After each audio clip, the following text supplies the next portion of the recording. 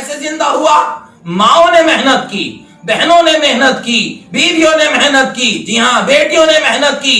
حضرت ابوبکر صدیق رضی اللہ تعالیٰ عنہ کی بیٹیاں یہ ہجرت فرما رہے ہیں، اور ادھر حضرت ابوبکر صدیق رضی اللہ تعالیٰ عنہ کی بیٹیاں رضی اللہ تعالیٰ عنہ، حضرت ابوبکر صدیق رضی اللہ تعالیٰ عنہ کی بیٹی حضرت اسماء، حضرت عائشہ رضی اللہ تعالیٰ عنہ، کہ ابو جہل آیا جب ہجرت کر گئے کہ کہاں ہیں، ادھر حالات کیا ہیں، پورا مکہ دشمن ہے اور ادھر ہجرت فرما گئے ہیں۔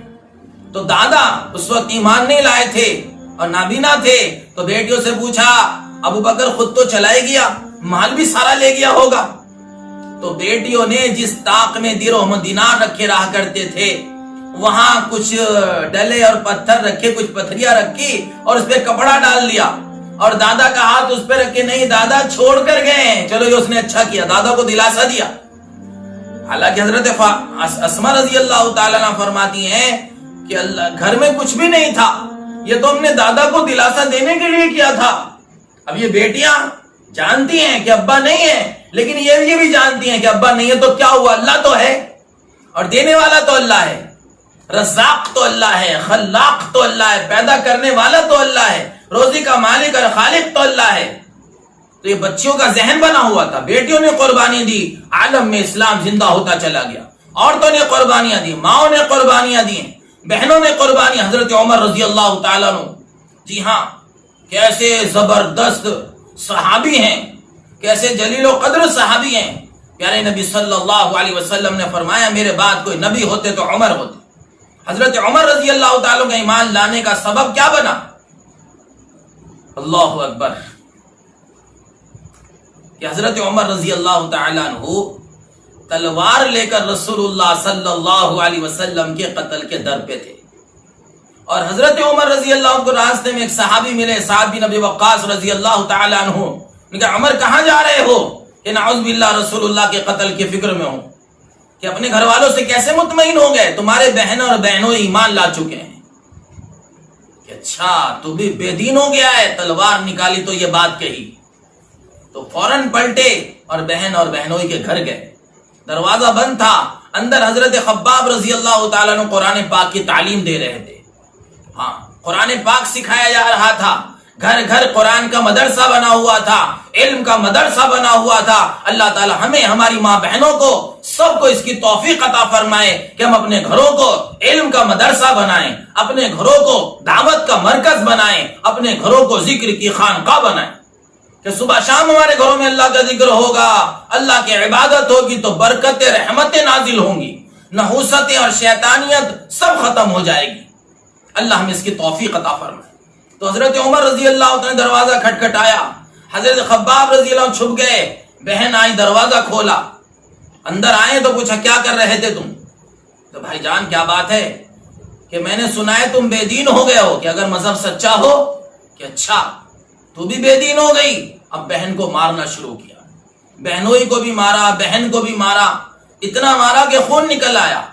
تو حضرت عمر کی بہن غصے میں آ کر کہنے لگی عمر جس باپ کا تو بیٹا ہے اسی باپ کی میں بیٹی ہوں، جو خون تیری رگوں میں دوڑ رہا ہے وہی خون میری رگوں میں دوڑ رہا ہے۔ اے عمر، اے بھائی جان، آج جو ہو سکتا ہو کر لو، ہم ایمان لا چکے ہیں، اب جان تو دے دیں گے، ایمان نہیں دیں گے۔ گویا زبان حال ہی کہہ رہی تھی۔ حضرت عمر رضی اللہ تعالیٰ کے دل پر چوٹ لگی، خاموش ہو گئے، بہن کا خون دیکھا، بات سنی تو دل میں احساس ہوا کہ اچھا دکھاؤ کیا پڑھ رہے تھے تم؟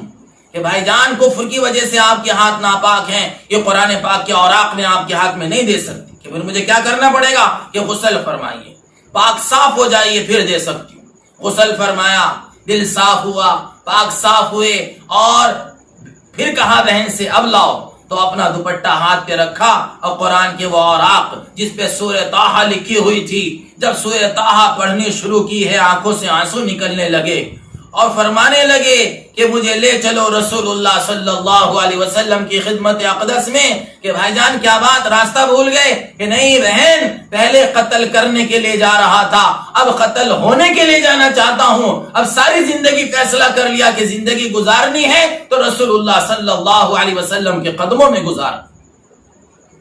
تو پھر اللہ نے کیا مقام عطا فرمایا ہے، میرے بھائیوں دوستوں بزرگوں محترم خواتین، بہن کی قربانی رنگ لائی، بہن کی ہمت رنگ لائی، بہن کا حوصلہ دیکھیے، بہن کی استقامت دیکھیے، ان کی استقامت پر، ان کے صبر پر، ان کے حوصلے پر حضرت عمر رضی اللہ تعالیٰ عنہ کو ایمان ملا ہے۔ اور پھر حضرت عمر رضی اللہ تعالیٰ عنہ وہ خلیفہ بنے ہیں جنہوں نے 22 لاکھ مربع میل پر حکومت کی ہے۔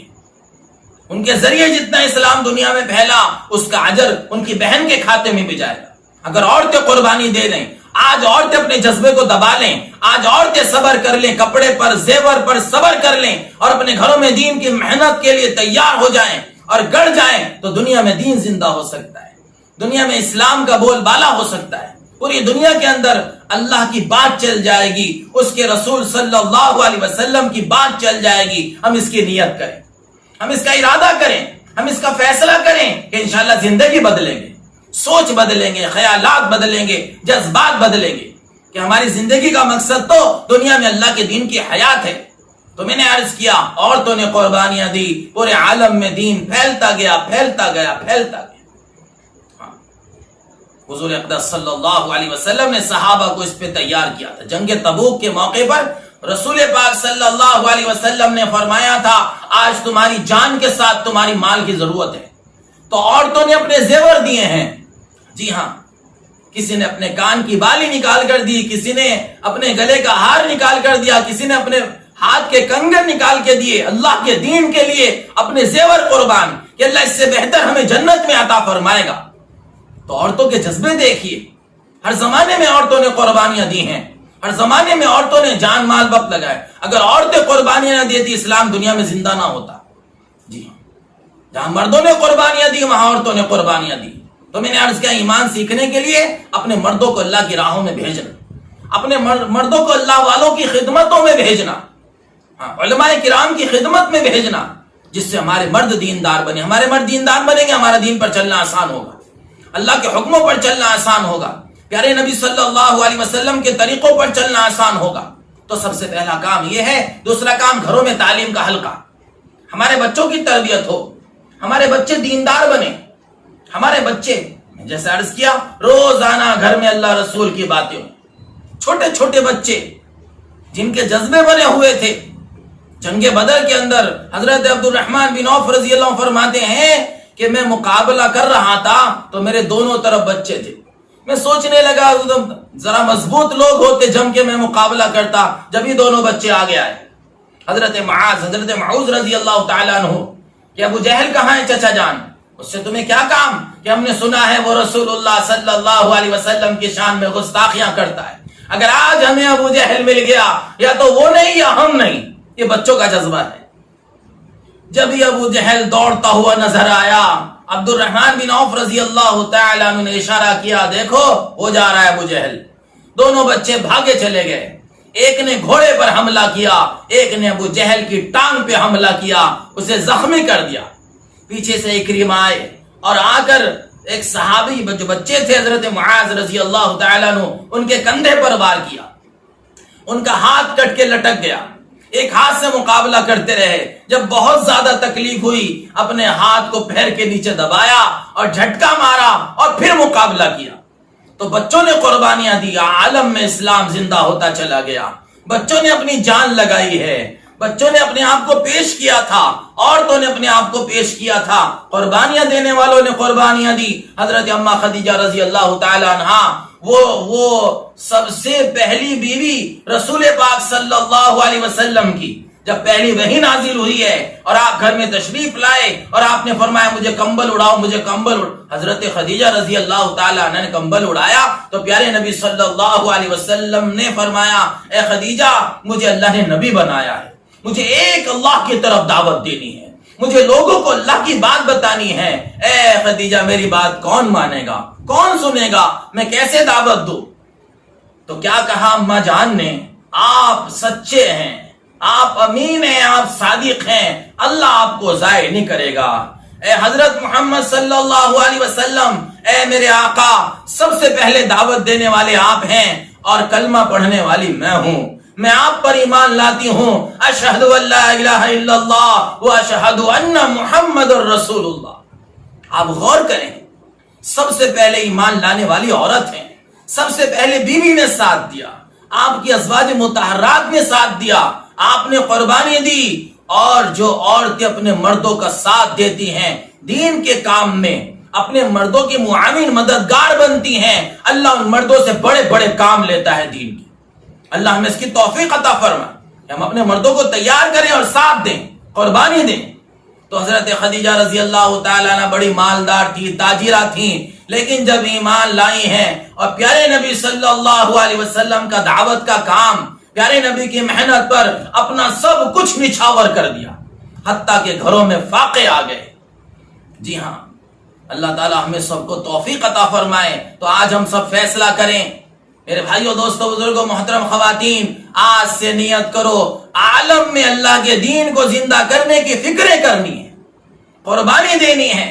تو پہلا کام میں نے عرض کیا، ایمان کے سیکھنے کے لیے اپنے مردوں کو اللہ کی راہوں میں نکالنا اور اللہ والوں کی خدمتوں میں بھیجنا، علماء کرام کی خدمتوں میں بھیجنا۔ اور دوسرا کام، گھروں میں تعلیم کا حلقہ، گھروں میں دعوت کا حلقہ۔ پڑوسن آ گئی ہے تو بٹھاؤ، کھلاؤ، پلاؤ، اکرام کرو، بیچاری نماز نہیں پڑھتی، اب اس سے بات کرو۔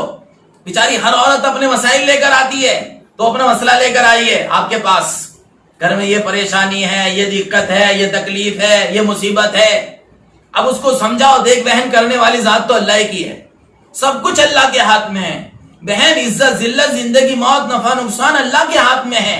میری بہن تو استغفار کیا کر، تو اللہ میاں سے توبہ کر، میری بہن تو 5 ٹائم کی نماز پڑھا کر، اللہ کا ذکر کیا کر، قرآن کی تلاوت کیا کر، رات کی تنہائیوں میں اٹھ جایا کر، اور رات کو اٹھ کر اچھی طرح نماز پڑھ کر رو رو کر اللہ سے دعا مانگا کر۔ اللہ تیری دنیا بھی بنائیں گے، تیری آخرت بھی بنائیں گے، تیرے سارے مسائل کا حل کرنے والا اللہ ہی ہے۔ میری بہن، تیری تمام پریشانیوں کا دور کرنے والا اللہ ہی ہے۔ تو اللہ سے مانگنے والی بن جا، تو اللہ کے سامنے رونے والی بن جا، تو اللہ کے سامنے مصلی پر بیٹھ کر اللہ کا ذکر کرنے والی بن جا، تو پھر اللہ غیب سے تیرے مسائل حل کرے گا، دنیا بھی بنے گی، آخرت بھی بنے گی۔ تو بہن بہن کو سمجھا رہی ہو، ماں اپنی بیٹی کو سمجھا رہی ہو۔ ماں کو جب بیٹی کو روانہ کرنا ہوتا ہے تو اس کے دل میں ایمان بھر کے روانہ کرے، اس کی تربیت کر کے روانہ کرے کہ اسے دوسرے گھر جانا ہے۔ بچپن سے بچی کی تربیت ہو، بچپن سے اسے ایمان کی باتیں بتاؤ، یقین کی باتیں بتاؤ۔ اب جب یہ پرائے گھر جائے گی ایمان کے ساتھ، یقین کے ساتھ، نماز کے ساتھ، قرآن کے ساتھ، تسبیح تلاوت کے ساتھ، اگر اس پر مصیبتوں کا پہاڑ بھی ٹوٹے گا، پریشانیاں تکلیفیں آئیں گی، ساس کی طرف سے، شوہر کی طرف سے، کسی طرف سے، تو یہ مصلی بچھا کر اللہ سے مانگے گی، اپنے مسئلے کو اللہ سے حل کرائے گی۔ اور اگر خالی دل کے ساتھ روانہ کر دیا، اگر بے دینی کے ساتھ روانہ کر دیا، اگر ہم نے اپنی بیٹی کو گانے بجانے کے ساتھ روانہ کر، اللہ حفاظت فرمائے، اللہ حفاظت فرمائے، تو کانٹا بھی چبھے گا، تھوڑی سی پریشانی بھی آئے گی تو گھر آگے بتائے گی، خاندانوں میں جھگڑے ہو جاتے ہیں، طلاقیں ہو جاتی ہیں۔ کیوں؟ کہ بچی کو ایمان نہ سکھایا، بچی کو قرآن نہ سکھایا، بچی کو اللہ سے مانگنا نہیں سکھایا۔ ماں کی بڑی ذمہ داری ہے، ہماری ماں بہنوں کی بڑی ذمہ داریاں ہیں، ہم اپنی ذمہ داری کو تو سمجھیں۔ جس طرح صحابہ کی عورتوں نے ذمہ داریاں پوری کی ہیں اور ان کے جوانوں نے، ان کے بچوں نے قیامت تک آنے والے انسانوں کو پیغام دیا ہے، نصیحت اور عبرت کا مقام بن گیا۔ اس لیے ہم سب نیت کریں، ارادے کریں، ہم اپنے بچوں کی تربیت کریں گے، بچوں کو ایمان سکھائیں گے کہ اللہ والے ہیں، اور ان کی ماں نے تربیت کی ہے کہ بچہ روزانہ مدرسے سے آتا ہے تو ماں کہتی ہے بیٹا ہم نہیں کھلاتے، اللہ کھلاتے ہیں، اللہ پالتے ہیں، اللہ کے ہاتھ میں رزق ہے، روزی کا دینے والا اللہ ہے، رزاق اللہ ہے، بیٹا نماز پڑھو، اللہ سے مانگو۔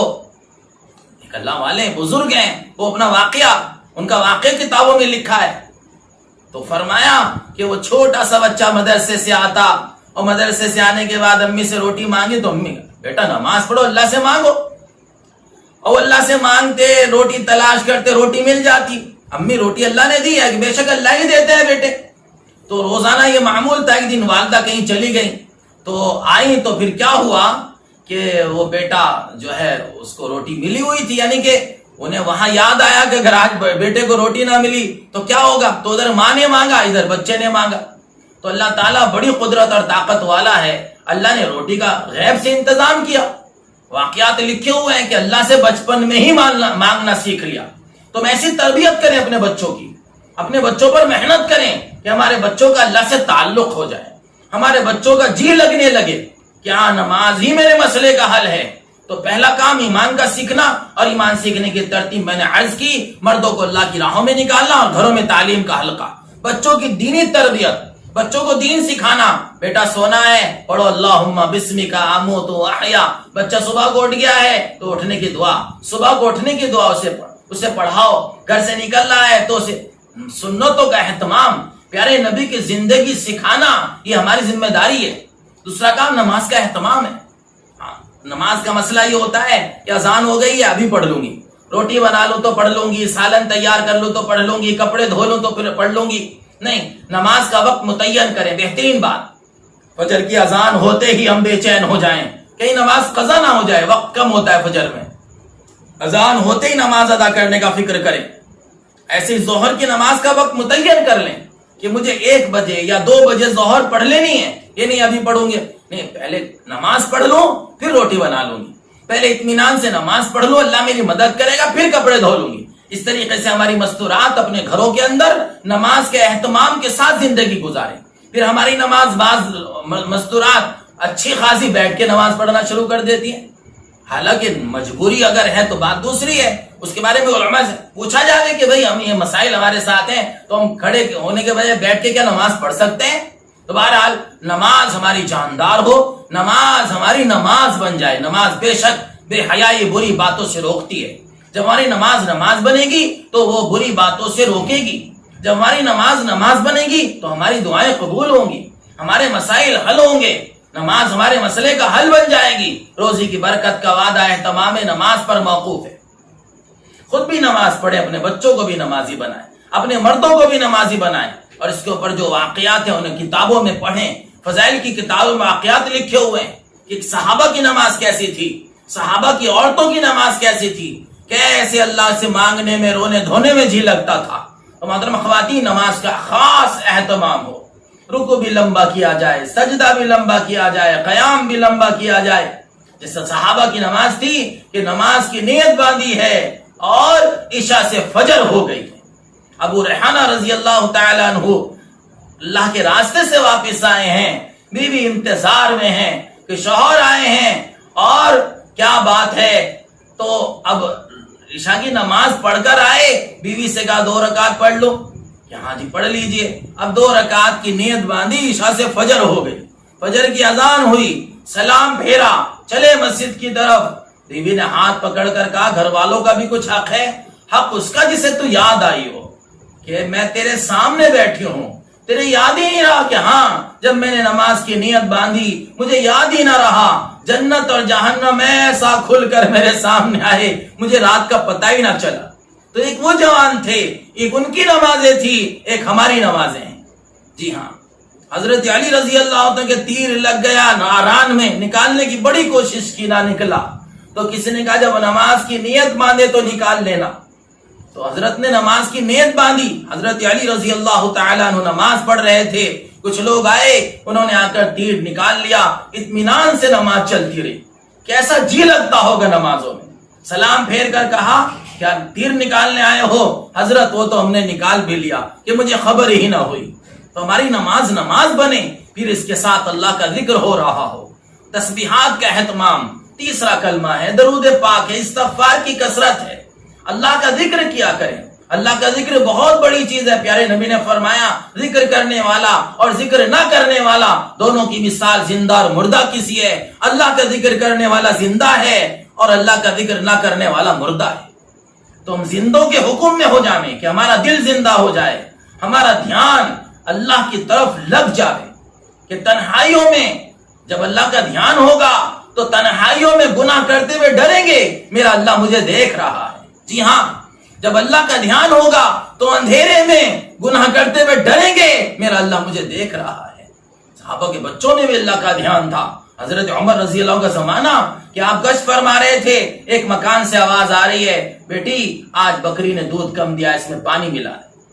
کہ حضرت عمر رضی اللہ عنہ نے منع کیا ہے کہ دودھ میں پانی نہ ملایا جائے. بیٹی حضرت عمر دیکھ تھوڑی رہے ہیں کہ حضرت عمر نہیں دیکھ رہے، اللہ تو دیکھ رہا ہے. یہ واقعات، ہاں یہ صحابہ کے بچوں کے واقعات گویا امتحان کے طور پر ماں نے کہا ہوگا بیٹی کیا کہتی ہے، لیکن اللہ کا دھیان اندر میں ایسا بچے میں اترا ہوا تھا. تم اللہ کا ذکر، صبح کو بھی اللہ کا ذکر کریں، شام کو بھی اللہ کا ذکر کریں، رات کو بھی اللہ کو یاد کریں.